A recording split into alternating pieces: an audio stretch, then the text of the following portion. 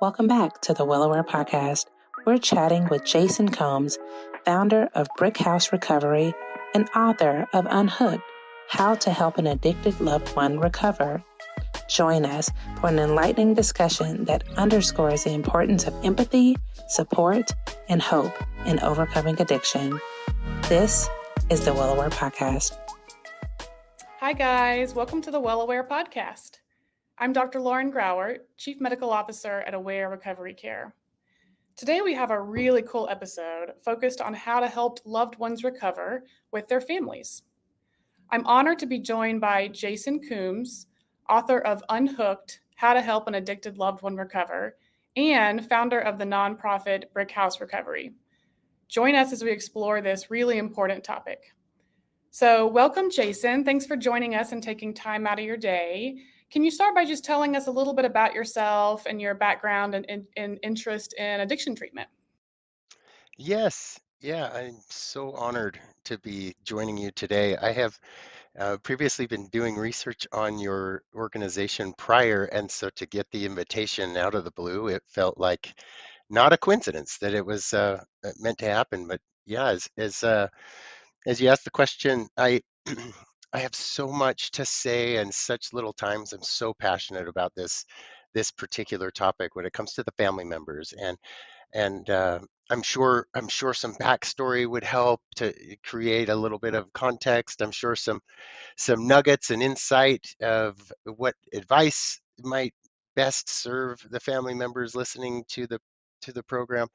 And what I will just say is that because there is so much, we'll probably water ski across a lot of it. But I'm a person in long-term recovery, and today is a good day because not only am I experiencing the sobriety piece, um, which has been going um, for celebrated 15 years last March, but now I spend a lot of time on the family side and working with my loved ones who have struggled with substance use disorder, and as a treatment provider helping others loved ones recover. And so the uh, the well-rounded experience being in all of the different seats is um, is quite a perspective, and I have learned so many things that I thought I knew until I sat in someone else's seat, and then I'm thinking, oh goodness, I didn't know. I didn't have a clue what they were going through and just how hard it is for the families.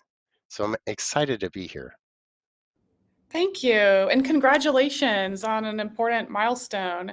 I find that folks in recovery really have a unique and an important perspective to bring to just the treatment process in general. And talk a little bit about that, maybe how you've utilized your own experiences to really help and inform the broader community on what addiction treatment maybe should look like and what it should not look like.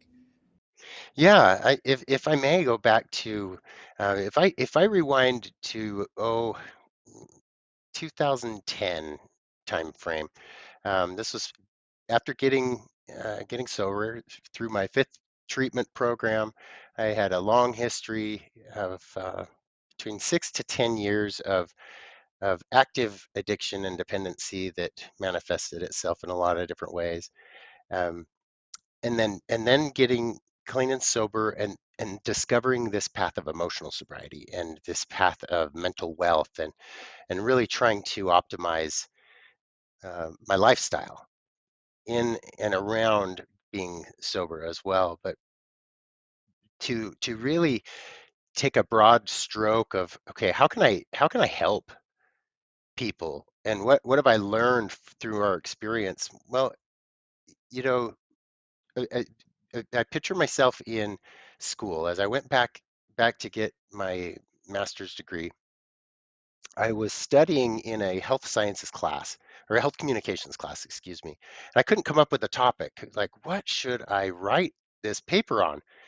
And my adjunct professor said, you do talk a lot about addiction treatment and your passion for it. And at the time, I was working in a residential program helping men recover as I was going to school.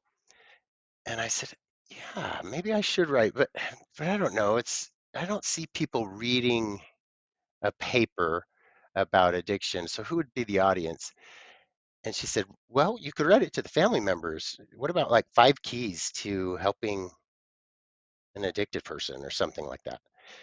And then it clicked. And so that started the genesis of like, how can I begin to carry this message of what I think I have learned through this experience, but then how can I weave in my parents' perspective, what they learned going to family therapy groups, doing their own bibliotherapy, going through their own um, to their own therapists, and then recovering together. And as a family, we truly have recovered together in our own silos, but together at the same time. And so that was, I think, the formalization and genesis of how to take this message to a broader scope, to the community, and to the national market. Yeah, that's wonderful. What a great story. And being able to integrate the experiences of your own parents and your family members and using that to help others. What would you say? You mentioned when you wrote that paper, you had like 5 strategies or 5 key bullets. Can you summarize kind of for our listeners what your most key strategies or most useful tips you would give to family members who are working with a loved one struggling with substances? Yes, yes, and so that paper, I think I had a couple of ideas down back then that I have since scratched and have reinvented it, and it took about 10 years to take that assignment and turn it into a published manuscript. And so over time, I learned some things. And if I were to narrow it down, some of the ways that my parents were able to help me, um, the first one is they were sitting in a family program in my first treatment center, and the therapist explained that this metaphor of it's like Jason sitting out in the middle of a lake in a boat, and with every addict decision, it's like he's dropping a boulder into the water. And by the time those ripples get to the shore, they're tsunami sized waves. And you guys are like standing on the beach, and those waves are crashing over your heads, and you're yelling out, Jason, just stop.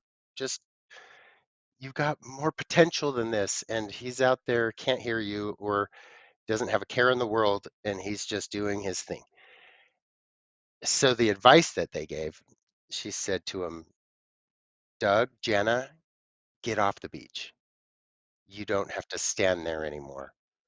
And so that it was the first takeaway that and I really try to emphasize that in the book Unhooked, because my parents needed to be given permission to get out of the way of the tsunami of what the addiction and sickness can do to a family system and can do to relationships and can do to a marriage. I mean, regardless of what I was going through, my parents started to have friction within their marriage trying to decide how to help me.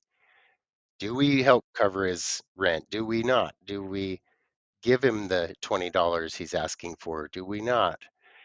Just usually that friction can drive wedges. And so that's one piece of advice. Another one that I really like to simplify it down to is like, look, if you can learn the dance rather than the wrestle, you're much more successful at building that relationship of trust and rapport with someone with an addiction that puts you in a position of influence. It's the same strategy that a therapist takes or that a medical provider takes, is you step into a trust and rapport with the individual, and family members can model that. And once you are able to learn that dance and give up locking horns with them and trying to bend their will and try to force them, then you find that your influence goes much, much further, and you make such a better impact. And um, they say that in equine therapy that slow is fast and fast is slow. So when you're trying to build a relationship with a horse, for example, the slower you take it and the slower you walk towards the horse and the slower that you uh, talk to it and attract it, the faster that relationship is built. But if you are trying to chase the horse around the arena, trying to build the relationship with, the horse just keeps running away. And that's very much like our relationships with an addicted person or someone who's struggling with, mental health issues or substance use disorder. Yeah, man, what great analogies. What would you say? One thing I hear often from family members who are, to use your analogy, I think trying to get off the beach of consequences. One of those common responses I hear, and I'm sure you've heard, is, well, if I get off this beach, I'm so worried about the safety of what's going to happen to so and so or the consequences. How do you talk to families about maybe letting go of some of that control and getting off the beach, and also coming to terms with what kind of consequences that might mean for their loved one who's in active addiction? That is, I think, the real meat of the work that we do. I can give pointers and I can give metaphors and I can tell um, family members that if you do this formula, you're going to see results. And the question is, what does that mean? What does results mean? And at first they might think results is going to be that the addicted loved one is going to change. They're going to want to get sober. But the reality is you can't control another human being, and you can do everything right by the book. The right medical care, the right clinical care, the best rehab in the world, and the person could still end up overdosing. And this isn't a message of robbing hope. It really is a perspective of, okay, let's imagine that you have done everything right, and the influence upon your addicted loved one just doesn't ultimately change the individual's trajectory. So how do we prepare for that? And so in my book, I borrow my therapist's model of the 7 steps to surrender. And as I have walked through these 7 steps of surrender, you actually don't just conceptually let go of that outcome, but to feel that you can accept whatever that outcome is, which allows the fear to dissipate. Because so often we are operating in fear. We're so worried that this is going to happen to our addicted loved one if we don't do this. And the thing is when I was in the addiction, I knew that about my parents. I knew that I could play on that fear. I knew that I could manipulate that fear. Even if it wasn't cognitive, subconsciously, I knew that the right words, the right timing of tears, the right questions would get my mom to respond in a way that would enable me. And so this process of the 7 steps to surrender is is truly like a deeper, more meaningful way of getting off the beach. It goes beyond the physical boundaries. It goes beyond the emotional boundaries. It goes into acceptance, an acceptance of the worst case scenario, acceptance of what that outcome might look like. And that doesn't mean you have to be okay with it. Acceptance isn't approval.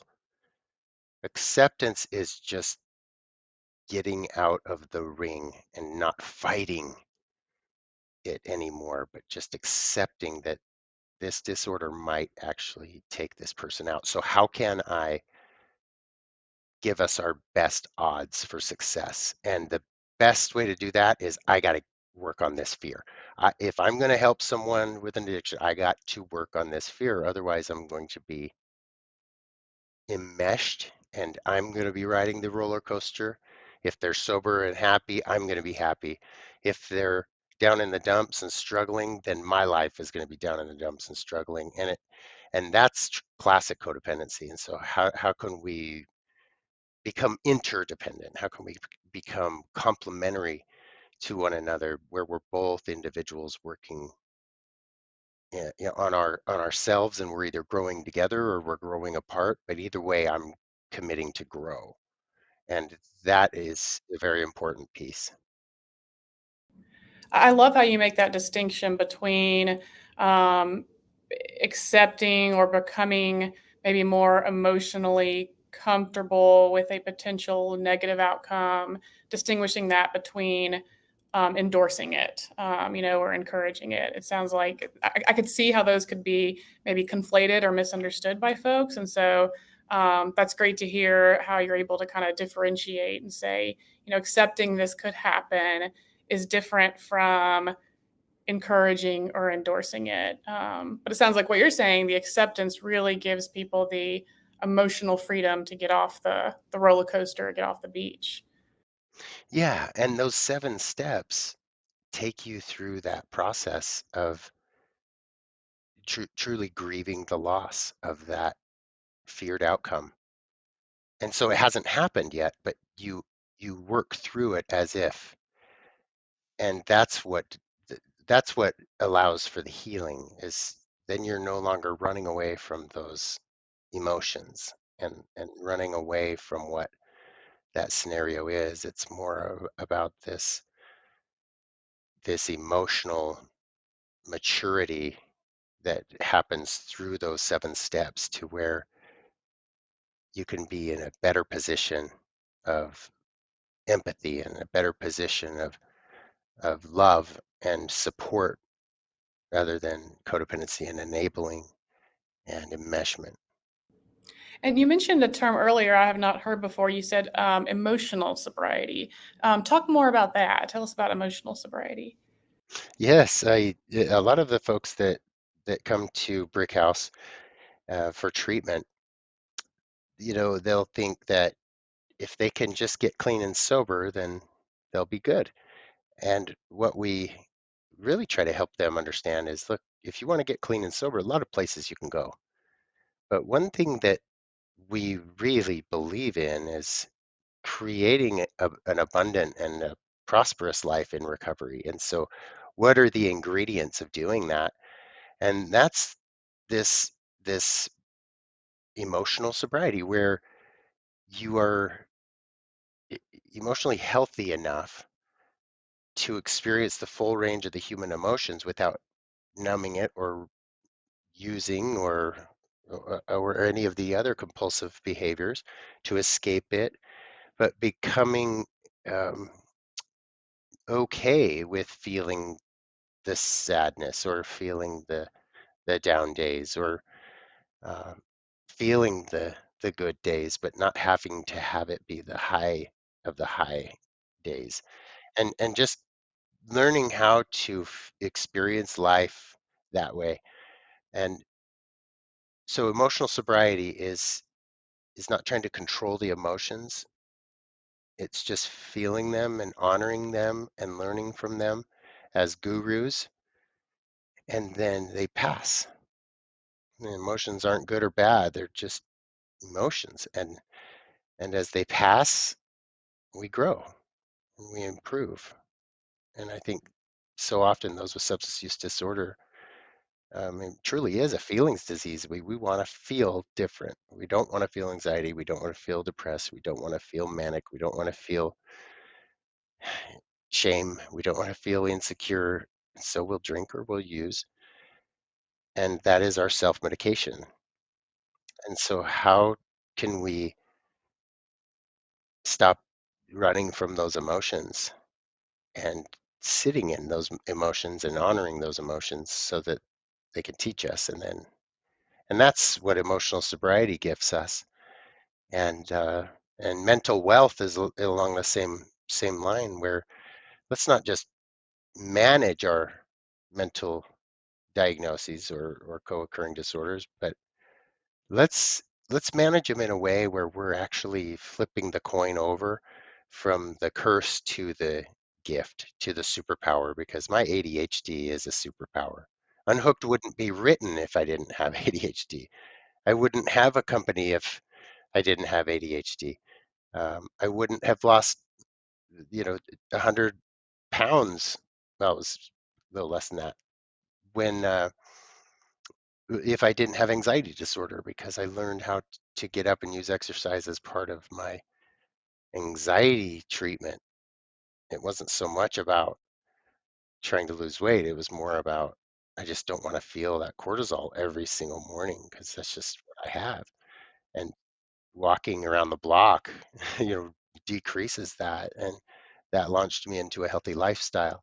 And so it's amazing how mental wealth can you really put you in a position to optimize all your greatest gifts, which are right on the other side of the diagnoses that are viewed as curses, but they're actually some of our greatest gifts.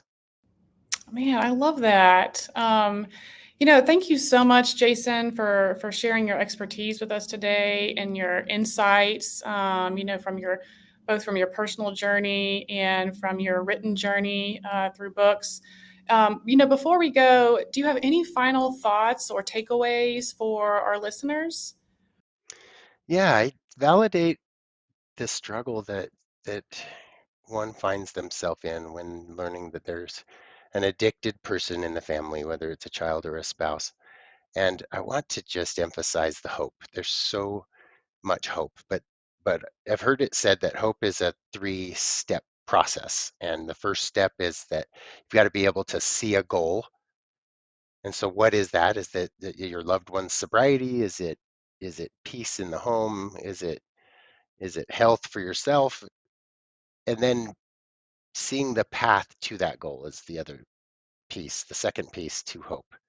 And so that's where I think some of the principles in Unhooked will illuminate a path where, okay, if I work on this and then this and then this, I can actually see that this could happen where my loved one can recover and I'll be in a better position throughout the journey. And then the third piece is having the self-efficacy and the